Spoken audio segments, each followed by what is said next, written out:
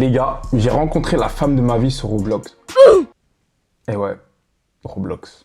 Le jeu des enfants de 10 ans. Moi, j'ai rencontré ma meuf là-bas. Mais pour comprendre comment on est arrivé à là, il faut remonter en 2021. Mais avant de commencer cette vidéo, les gars, n'oubliez pas de lâcher un petit pouce bleu et de vous abonner. Franchement, ça me ferait hyper plaisir. On va commencer avec la vidéo. Déjà, pour ceux qui ne savent pas ce que c'est Roblox, Roblox, en fait, c'est un jeu gratuit. Il y a des millions de mini-jeux dedans, créés par des joueurs eux-mêmes. Donc par exemple, si toi tu veux créer un jeu sur Roblox, tu peux. Et surtout, c'est connu pour être un jeu pour les enfants. Moi, j'avais 16 ans quand j'ai joué à Roblox. Donc voilà. Bref, on est en 2021. Je rencontre quelques potes sur Internet parce que vous connaissez avec le Covid, le coronavirus, on est tous à la maison, etc. Donc on rencontre beaucoup de personnes en ligne. Donc moi, j'ai rencontré quelques personnes en ligne et on joue sur Roblox. Ils m'ont fait découvrir cette plateforme où il y a des millions de jeux dedans. Et chaque soir, en fait, on fait des appels et on joue à des jeux sur Roblox. On a 16 ans, on s'amuse, on joue, on rigole. Franchement, c'était la bonne époque. C'était marrant. Et puis, vous savez comment c'est, les amitiés évoluent. On se voit moins, on joue plus trop. Bref, du coup, je désinstalle Roblox. Roblox, c'est fini pour moi, c'est mort. Et puis, les gars, 3 ans après. Mais avant de continuer, parce que c'est important de comprendre la suite, je vais vous parler de 2023. En 2023, j'ai connu un gros...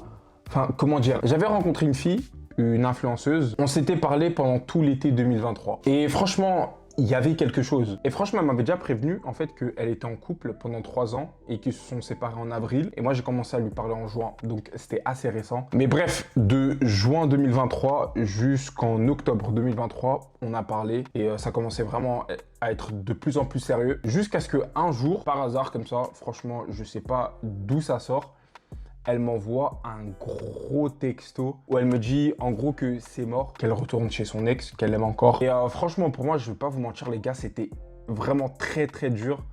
Et j'avais perdu beaucoup de confiance en moi. Même si elle m'avait déjà prévenu, et franchement, je suis d'accord.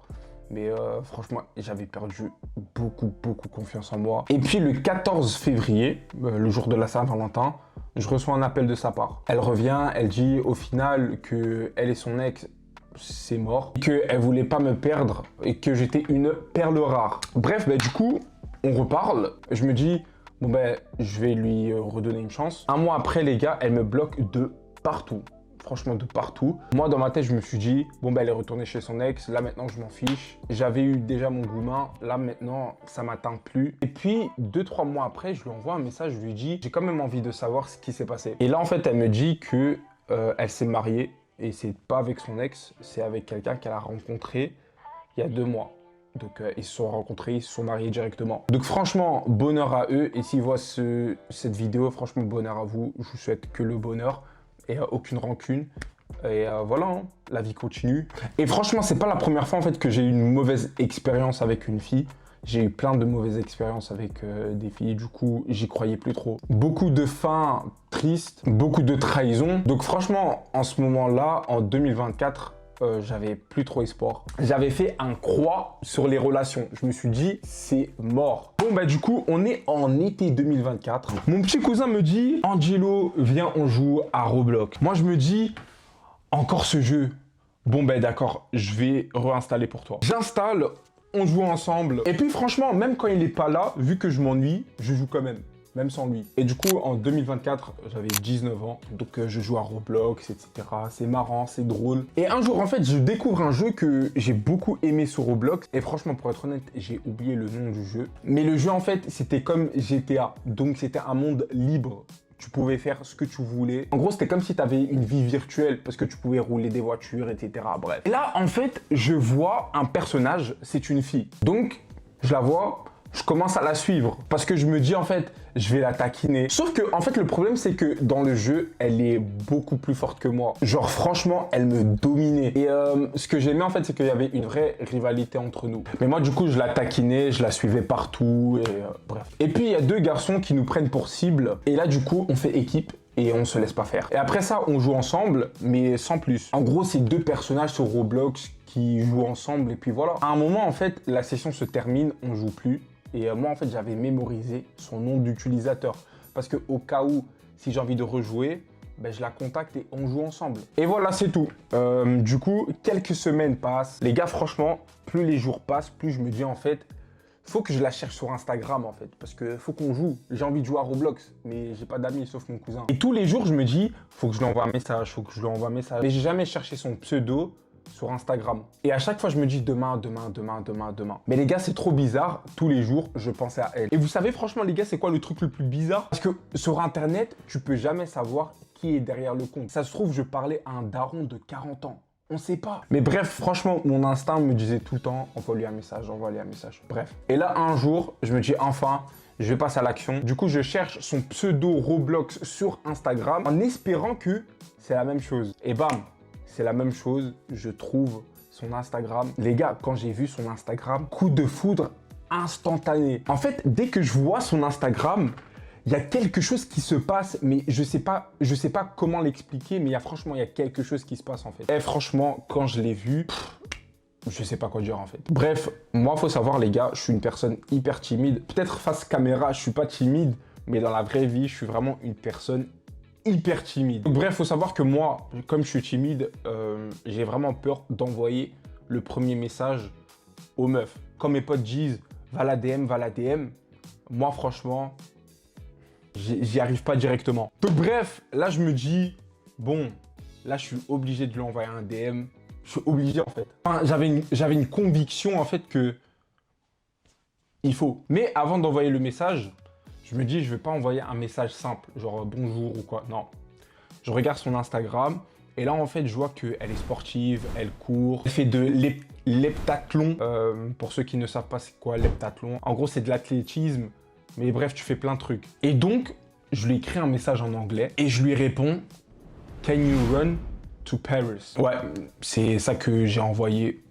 Est-ce que tu peux courir jusqu'à Paris? Franchement, c'est probablement le pire message d'approche de l'histoire de l'humanité. Même moi, au fond, j'étais conscient que c'était nul. Mais les gars, j'avais rien d'autre en fait. J'étais tellement impressionné, j'avais pas d'inspi. Et là, du coup, les gars, elle répond pas. Un jour passe. 2 jours passent, 1 semaine passe, 2 semaines passent. Je me dis, mais qu'est-ce qui se passe? Après 2 semaines, je me dis, en fait, non, c'est mort. Elle a un mec, elle a vu le message, elle s'est dit, c'est qui ce débile? Ou elle s'est dit forcément que le message était trop nul pour répondre. Bref, 3e semaine, elle me répond. Depuis ce jour-là qu'elle m'a répondu, on se parlait tous les jours. Mais franchement, dans cette vidéo, je vais être vraiment transparent avec vous. Je la prenais pas au sérieux. Parce qu'en fait, elle m'avait dit où elle habitait et franchement, c'était hyper loin. C'était vraiment dans le fin fond de l'Angleterre. Genre vraiment, moi je pensais que c'était pas du tout accessible. Et en plus, moi je viens de la Belgique. Ça veut dire que je me suis dit, non, ça va pas le faire. Parce qu'en fait, dans ma tête, je me dis, on se verra jamais, c'est mort. Du coup, moi je parlais avec elle juste parce que c'était sympa, quoi. On parlait, on rigolait, voilà. Pendant 7 mois, les gars, c'était le chaos. Parfois, je répondais plus pendant quelques jours. Je lui mettais des vues. Elle me bloquait. Je la relance, elle revient, moi je pars. C'est vraiment le « fuis-moi je te suis-moi je te fuis » dans toute sa splendeur. Et là, je mets une story sur Snapchat et dans cette story-là, je dis « Qui veut partir en voyage avec moi ?» Du coup, Daiki, je suis Daiki, mon pote David, il répond et il me dit « Viens, on part en voyage. » Moi, du coup, je me dis « Mais on va pas partir en fait, c'est un mytho. » Parce que je connais ces plans-là, on dit « Ouais, viens, on part en voyage » et puis on part pas. Bref. Du coup, moi, je lui dis, vas-y, on part quand, etc. Bref.